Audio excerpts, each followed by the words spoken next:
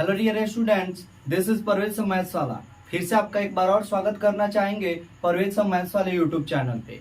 जैसा कि पिछले वीडियो में हम लोग एक्सरसाइज 3.2 के जितने भी बाकी क्वेश्चन थे उसको देखने की कोशिश किए लो, उसको समझने की कोशिश किए लो। अगर आपको हल्का सा भी अगर कोई भी डाउट हो तो आप नीचे कमेंट बॉक्स में आप कमेंट करके अपनी राय दे सकते हैं। और जहाँ भी कोई भी अगर क्वेश्चन अगर नहीं समझ में आ रहा है तो उसको फिर से दोबारा देखने की कोशिश कीजिए। और अगर आपके आसपास आपके भाई बहन आपके रिश्तेदार कोई भी हो तो आप उनके पास मेरे वीडियो को पहुंचाने की थोड़ा कोशिश कीजिएगा। आप लोगों से रिक्वेस्ट है। तो बिना किसी देरी किए कंसेप्ट की ओर बढ़ेंगे। उससे बढ़ने से पहले मैं बता दूं कि इस चैनल के जरिए आप लोगों को बिहार बोर्ड एवं सीबीएसई बोर्ड से रिलेटेड जितने भी जो मैथ से कॉन्सेप्ट है उस कॉन्सेप्ट को बताने की और समझाने की कोशिश की जा रही है। साथ ही साथ अगर कोई भी हमको लग रहा है कि ऑब्जेक्टिव टाइप क्वेश्चन है तो उसको मैं शॉर्ट वीडियो में भी बनाने की कोशिश कर रहा हूँ। अगर आप चैनल पे नए हो तो चैनल को सब्सक्राइब कीजिए और साथ ही साथ जो टेलीग्राम चैनल है उसको भी आप लिंक पे क्लिक करके ज्वाइन कर सकते हैं। चाहे आप यूट्यूब चैनल टेलीग्राम चैनल पे और यूट्यूब चैनल पे कहीं भी सर्च करके आप परवेज सम मैथ्स वाले यूट्यूब चैनल या टेलीग्राम चैनल में ऐड हो सकते हैं। तो बिना किसी देरी किए हम लोग कंसेप्ट की ओर बढ़ते हैं। हमारा जो प्रश्नावली 3.3 है उसमें बताया गया है कि निम्न रैखिक समीकरण युग्म को प्रतिस्थापन विधि से हल करना है। क्या करना है? प्रतिस्थापन विधि से हल करना है। अब प्रतिस्थापन विधि कहते किसको है? तो प्रतिस्थापन विधि कहने का मतलब होता है प्रतिस्थापन यानी फिर से उसको स्थापित करना। यानी किसी एक मतलब जैसे इसका नाम है दो चर वाले रैखिक समीकरण युग्म, इसका मतलब इसमें दो चर होंगे और दो समीकरण होंगे। तो किसी एक समीकरण को लेकर किसी एक समीकरण को में जो मौजूद दो यहाँ पे चर होते हैं उसमें किसी एक चर का वैल्यू निकालकर दूसरे समीकरण में पुट कर देना ही क्या कहलाता है? प्रतिस्थापन विधि कहलाता है। तो इस कंसेप्ट को हम लोग क्वेश्चन व्यू पे देखने की कोशिश करें तो इसमें पहला हमारा जो क्वेश्चन निकल कर आता है वह बोला है कि x प्लस वाई बराबर में 14 और x माइनस वाई बराबर में 4। ये दो क्या दिए गए हैं? समीकरण युग्म दिए गए हैं। कौन सा? तो दो चर वाले रैखिक समीकरण। तो यहाँ पे समीकरण क्या ले लेंगे? इसको फर्स्ट और इसको ले लेंगे सेकेंड। अब क्या करेंगे? इसको हम लोगों को चूंकि सॉल्व करना है प्रतिस्थापन विधि से तो लिख देंगे कि प्रतिस्थापन विधि से हल करने पर तो यहाँ पे लिख देंगे प्रतिस्थापन विधि से हल करने पर। तो देखिए प्रतिस्थापन विधि में एक कॉन्सेप्ट को आप लोग जरूर अप्लाई कीजिएगा कि जिस समीकरण को लेकर यानी मान के चलिए यह समीकरण पहला ले रहे हैं तो इसमें दो चर दिए गए कि नहीं दिए गए हैं x और y। तो किसी एक चर का वैल्यू आपको पता करना है दूसरे चर के फॉर्म में और उसका वैल्यू अगले समीकरण में रखना है और जिस समीकरण से उस चर का वैल्यू निकालेंगे उसी में उस चर का वैल्यू पुट नहीं करनी है। इसके कॉन्सेप्ट को फिर से एक बार और रिवाइज करूंगा। पहले देखिए यहाँ पे समीकरण से हल करना है तो किसी दोनों समीकरण में से एक समीकरण को ले लेंगे। तो यहाँ पे लिख देंगे समीकरण एक से। तो समीकरण एक क्या बोला है? तो x प्लस वाई बराबर में 14। तो यहाँ पे बोला है ना किसी एक चर को दूसरे चर के फॉर्म में उसका क्या करना? वैल्यू फाइंड करना।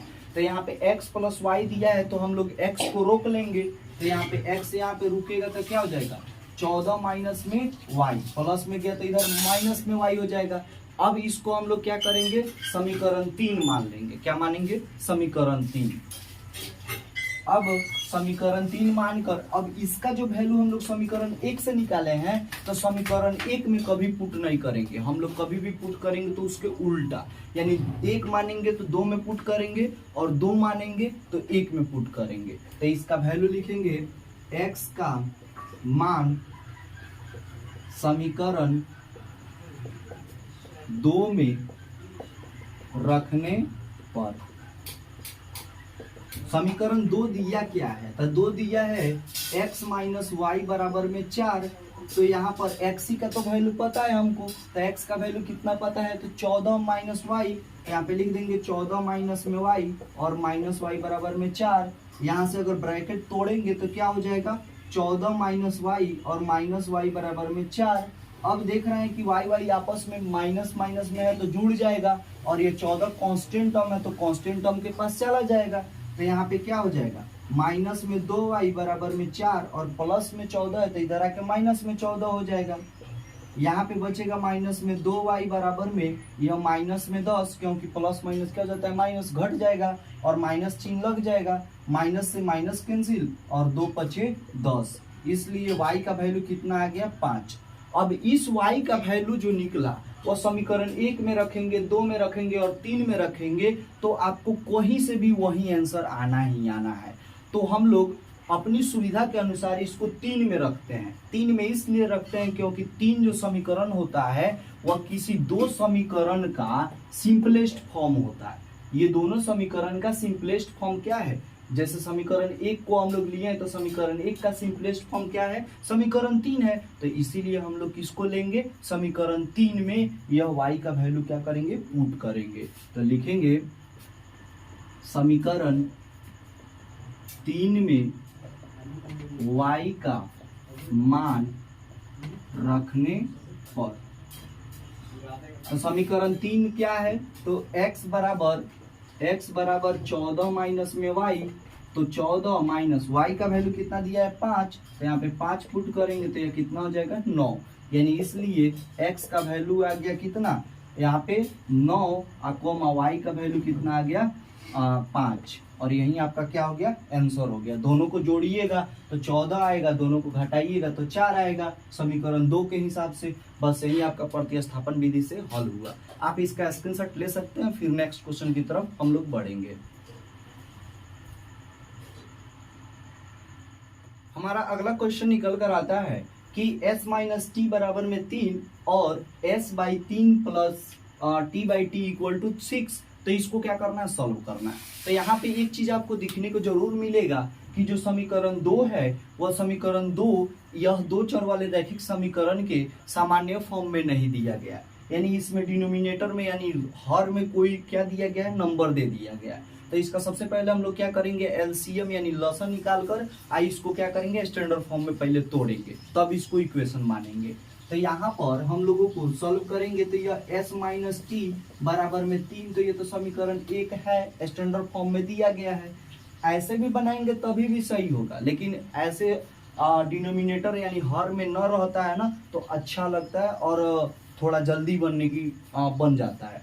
तो यहाँ पे क्या हो जाएगा, s by 3 plus t by 2 equal to 6, तो यहाँ पे 3 और 2 का लॉसा कितना हो जाएगा, तो 6 हो जाएगा, और 3 से 2 का 3 से भाग लगाएंगे 6 में तो 2 बार में, तो यहाँ पे हो जाएगा 2s प्लस 3 दूनी 6, और यहाँ पे क्या हो जाएगा 3t इक्वल टू कितना हो गया 6।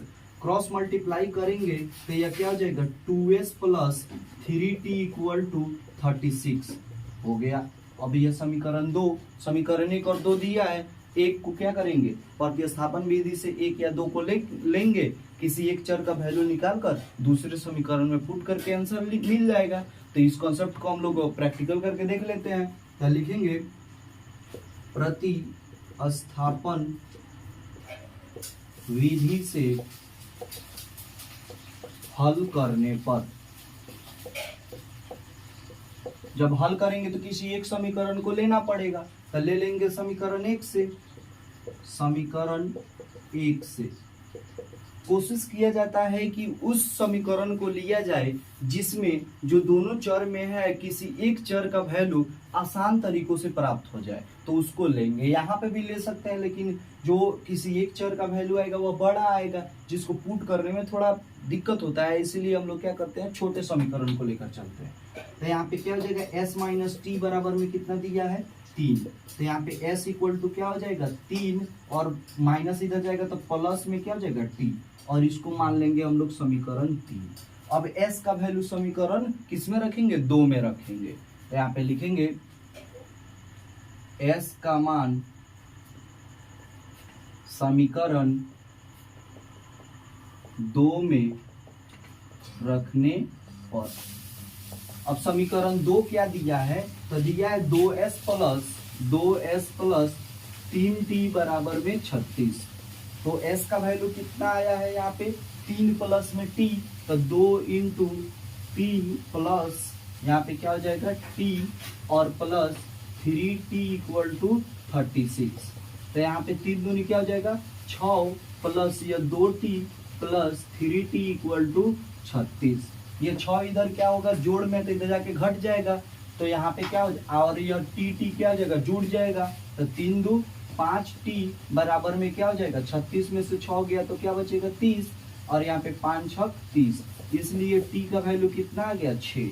अब t का वैल्यू किस में रख देंगे, समीकरण 3 में रख देंगे। तो यहाँ पे लिखेंगे अब t का मान समीकरण 3 में रखने पर। समीकरण 3 क्या दिया है, तो s बराबर 3 प्लस में t।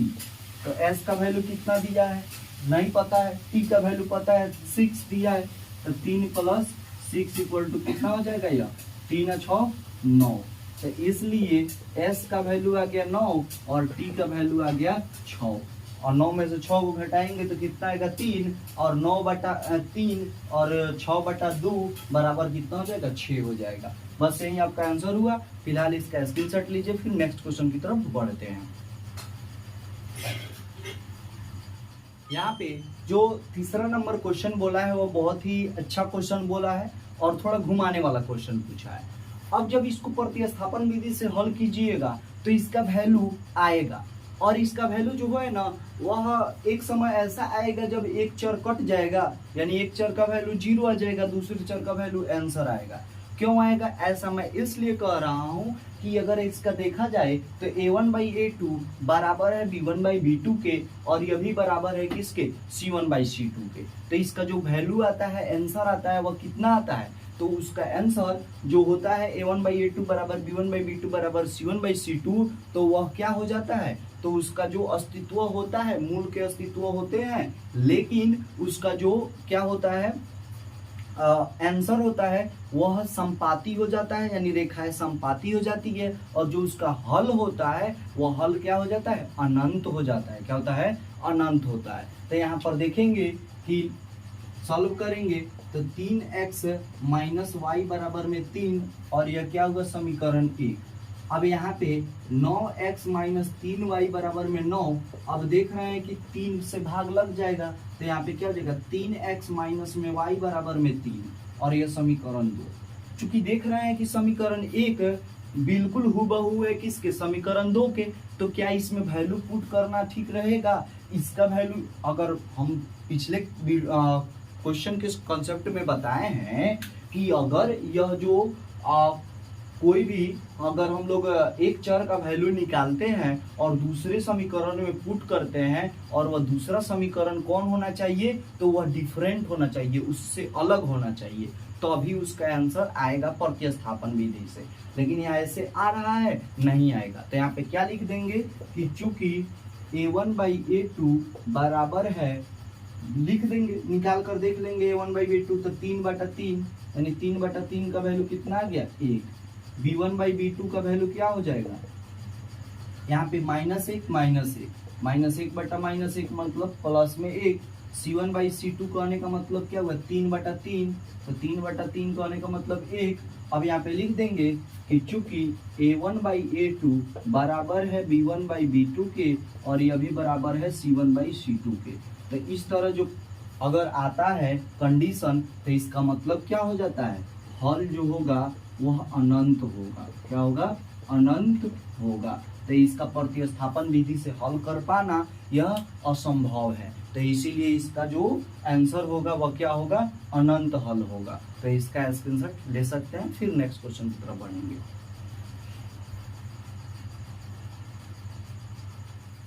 यहाँ पे अगले कंसेप्ट की ओर बढ़ेंगे तो यहाँ पे चौथा नंबर क्वेश्चन दशमलव में दे दिया है, तो इससे कोई लेना देना नहीं है। अगर देखेंगे कि सभी पदों में अगर दशमलव सेम जगह पे हो, यानी सेम सही एक ही स्थान पे हो, तो क्या कर सकते हैं हम लोग, दशमलव को गायब कर सकते हैं। कैसे, तो या तो हम लोग क्या करें, दोनों तरफ गुना कर दें, या दोनों तरफ क्या करें हम लोग हर का एलसीएम निकाल कर बना दें। तो जैसे सॉल्व करेंगे तो यहाँ पे क्या हो जाएगा, 0.2x प्लस 0.3y और बराबर में 1.3।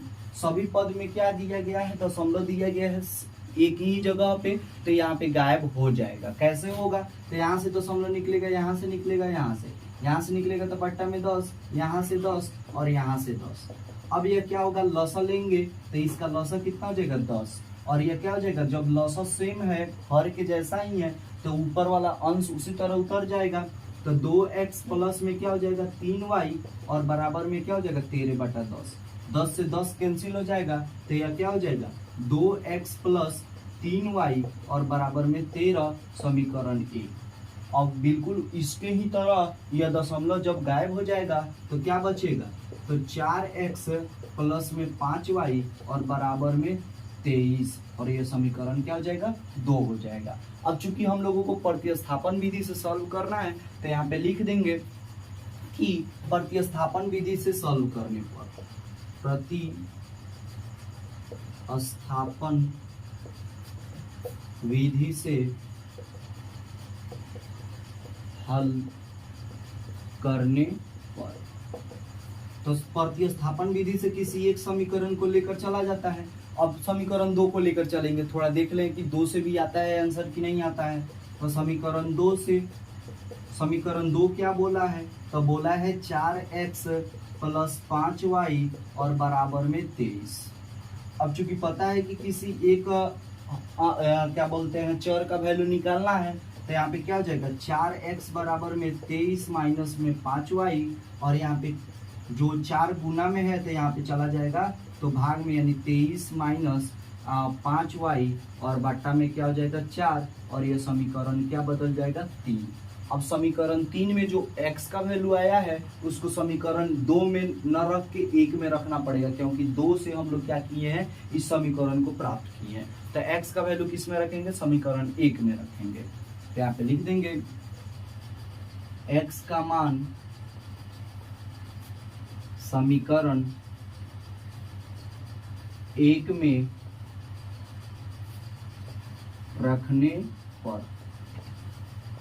अब समीकरण 1 क्या दिया है, तो यहाँ पे दिया है क्या कि 2x प्लस 3y बराबर में 13, तो 2 इंटू एक्स का वैल्यू कितना दिया है, तो 23 माइनस 5y और बट्टा में 4 और प्लस में 3y और बराबर में 13।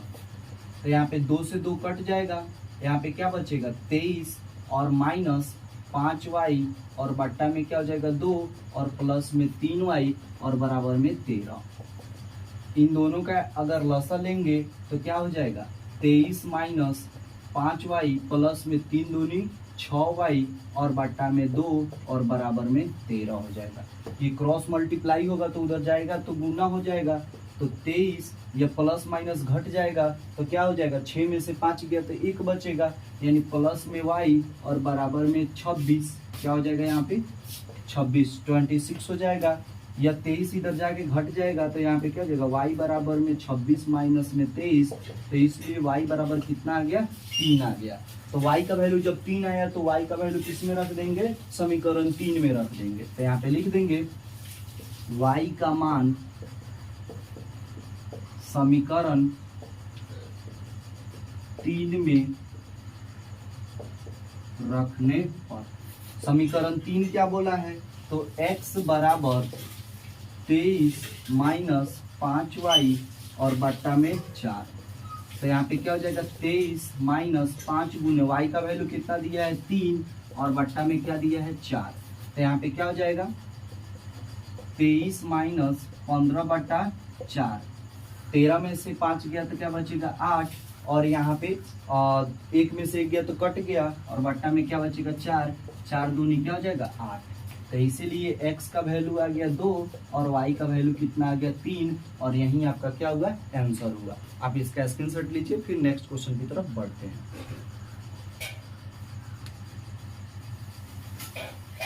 फिर यहाँ पे इसका 5वां नंबर क्वेश्चन बोला है रूट में दिया है, तो रूट से भी मतलब नहीं है। हमको क्या करना है, समीकरण 1 और 2 मान के किसी एक समीकरण को लेकर तीसरा यहाँ पे समीकरण बना लेना है और तीसरे समीकरण का वैल्यू जिसको माने हैं उसके अपोजिट समीकरण में रख देना है, बाकी आंसर आ सकता है। तो यहाँ पे लिख देंगे समीकरण 1 और इसको क्या लिखेंगे समीकरण 2 लिखेंगे। प्रति स्थापन विधि से हल करने पर, प्रतिस्थापन विधि से जब हल करेंगे तो क्या होगा, तो समीकरण कोई भी एक लेना पड़ेगा। तो समीकरण 1 से, अब समीकरण 1 में क्या बोला है कि रूट में 2x प्लस में रूट में 3y और बराबर में 0। जब यह जाएगा इधर 0 के करीब तो यह रूट में 2x और यह जो बराबर के इधर जाएगा प्लस में तो इधर माइनस में हो जाएगा, तो माइनस में रूट 3y और यहाँ पे रूट 2 क्या है गुना में है तो इधर जाके भाग में हो जाएगा, तो x बराबर माइनस में रूट 3y रूट 2 और यहाँ पे क्या हो जाएगा y हो जाएगा। अब यह x का वैल्यू किस में रख देंगे, समीकरण 2 में रखेंगे, क्योंकि 1 से हम लोग प्राप्त किए हैं। तो लिखेंगे x का मान समीकरण, इसको समीकरण पहले क्या मान लेते हैं 3, तो लिख देंगे x का मान समीकरण 2 में रखने पर। अब समीकरण 2 क्या बोला है, रूट में 3x माइनस रूट में 8y और बराबर में 0। अब जब x का वैल्यू रखेंगे तो क्या है यहाँ पे, तो माइनस में रूट 3, पहले यहाँ पे रूट 3 तो यह ऑलरेडी क्वेश्चन से है। x का वैल्यू क्या दिया है, तो माइनस में रूट 3 बाटा रूट 2 और यहाँ पे y और माइनस यहाँ पर देखेंगे रूट 8 का मतलब क्या हुआ, तो रूट 8 का मतलब हुआ 2 रूट 2 और y बराबर में 0। हुआ कि नहीं हुआ, बिल्कुल हुआ। अब इसको मल्टीप्लाई करेंगे तो यह क्या हो जाएगा, माइनस में यहाँ पे रूट से रूट गायब हो जाएगा तो 3 और बाटा में रूट 2 और y बराबर यहाँ पे माइनस 2 रूट 2y बराबर में 0। दोनों का एलसीएम लेंगे तो एलसीएम हमारा क्या निकल कर आएगा, तो एलसीएम हमारा निकल कर आएगा रूट 2। रूट 2 से रूट 2 कटेगा एक बार में, यहाँ पे हो जाएगा माइनस में 3y, तो यहाँ पे माइनस में 3y और बीच में माइनस दिया है तो माइनस, इसका जो एलसीएम हो जाएगा वो रूट में 2 होगा। अब रूट 2 से अगर इसमें मल्टीप्लाई करेंगे तो 2 रूट 2 गुणे में रूट 2, तो इसका क्या हो जाएगा, रूट से रूट कैंसिल, तो 2 गुणे 2 हो जाएगा यानी 4 होगा इसका आंसर। तो यहाँ पे क्या रखेंगे, यहाँ पे लिखेंगे 4 और y बराबर में 0। जब ये 0 उधर भेजेंगे तो रूट में 2 भेजेंगे उधर तो क्या हो जाएगा 0 हो जाएगा, तो यहाँ पे क्या हो जाएगा माइनस में यह जुड़ जाएगा तो 7y और बराबर में 0। अब यहाँ पे y का वैल्यू कितना आ जाएगा, 0 आ जाएगा। या y का वैल्यू कितना या 0। अब y का वैल्यू हम लोग समीकरण किस में पुट करेंगे, 3 में पुट करेंगे, तो लिखेंगे y का मान समीकरण 3 में रखने पर। अब समीकरण 3 क्या दिया है, तो x बराबर माइनस में रूट 3 बाटा रूट 2 गुणे y दिया है, तो y का वैल्यू कितना दिया है 0, और कोई भी नंबर में 0 से गुना करते हैं तो उसका वैल्यू कितना आ जाता है 0। तो x का, इसलिए x का वैल्यू आ गया 0 और y का भी वैल्यू आ गया कितना 0, यानी अगर 0 0 पुट करेंगे तो 0 आएगा और यह इसका क्या हुआ आंसर हुआ। आप इसका स्क्रीनशॉट ले सकते हैं। फिर एक क्वेश्चन और बचा है, उसके बारे में डिस्कस करके वीडियो को वहीं पे एंड करेंगे।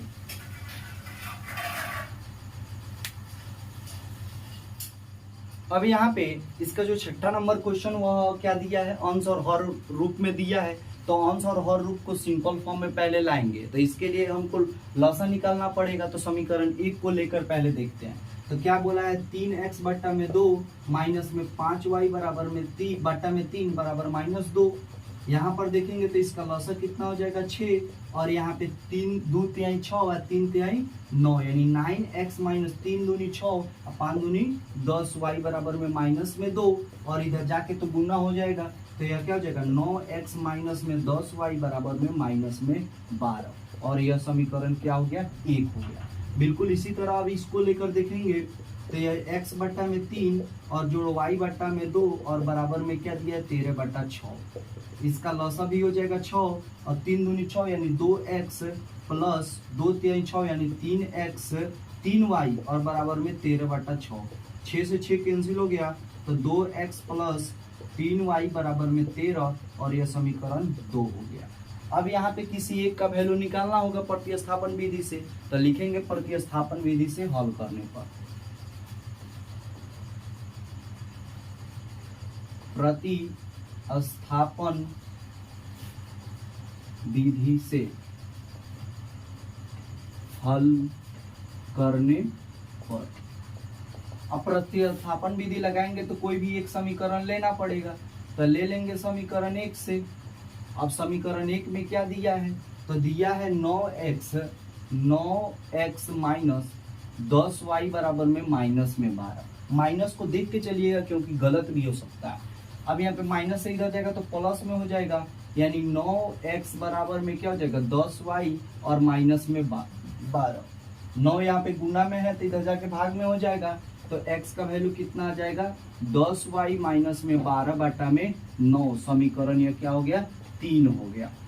अब जब x का वैल्यू आ गया तो इसको किसी दूसरे समीकरण में रखेंगे, तो दूसरा समीकरण में रखेंगे तो क्या होगा, लिखेंगे x का मान समीकरण 2 में, यहाँ पे प्रतिस्थापन विधि के फॉर्म में लिखना चाहें तो लिख देंगे समीकरण 2 में प्रतिस्थापित करने पर। तो समीकरण 2 क्या दिया है, तो यहाँ पे 2x प्लस 3y बराबर में 13, तो 2 इंटू एक्स का वैल्यू कितना दिया है यहाँ पे, तो 10y और माइनस में 12 और बट्टा में 9 और प्लस में 3y और बराबर में 13। तो यहाँ पे क्या हो जाएगा 10 दूनी 20y माइनस में 24 और बट्टा में 9 और प्लस में 3y और बराबर में 13। लसा लेंगे तो इसका लसा हो जाएगा 9 और यहाँ पे 20y और माइनस में 24, क्योंकि इसका लसा 9 से 9 कटेगा, एक बार में 1 से गुना होगा तो वहीं रह जाएगा, और प्लस 9 तीर का क्या हो जाएगा 27y और बराबर में 13 जाके उधर गुना हो जाएगा, तो यहाँ पे क्या हो जाएगा यह आपस में जुड़ेगा, तो यहाँ पे क्या हो जाएगा 7 और 4 47y माइनस में 24 और बराबर यहाँ पे 13 9 क्या हो जाएगा 117। यह जाके इधर क्या होगा जुड़ जाएगा, तो यहाँ पे क्या हो जाएगा 47y बराबर में 117 जोड़ 24, तो यहाँ पे 7 4 11 का 1 हासिल 1 1 1 2 1, यहाँ पे 3 और यहाँ पे 1 और यहाँ पे क्या हो जाएगा 47y। अब देखेंगे तो 3 बार में कट सकता है कि नहीं कट सकता है, तो यहाँ पर 2 1 3 और एक यहाँ पे 4 9 होगा 141, यहाँ पे 3 7 21 हाथ में यहाँ पे 1 हाथ में 2 और 3 चौका 12 2 14, यानी यहाँ पे क्या हो जाएगा 3 बार में कट जाएगा, यानी y का वैल्यू कितना आ गया 3। अब y का जब वैल्यू आ गया तो हम लोग क्या करेंगे समीकरण 3 में रख देंगे, तो लिखेंगे y का मान समीकरण 3 में रखने पर। समीकरण 3 क्या बोला है, तो x बराबर में 10y, y का वैल्यू कितना है 3 और माइनस यहाँ पे क्या बोला है 12 और बटा में 9, तो यहाँ पे 30 माइनस 12 बटा 9, 30 में से 12 के जाएगा तो 18 बटा 9 9 दूनी 18, तो इसलिए x का वैल्यू आ गया 2 और y का वैल्यू कितना आ गया 3, और यही इसका क्या होगा आंसर हुआ। आप इसका स्क्रीनशॉट ले सकते हैं।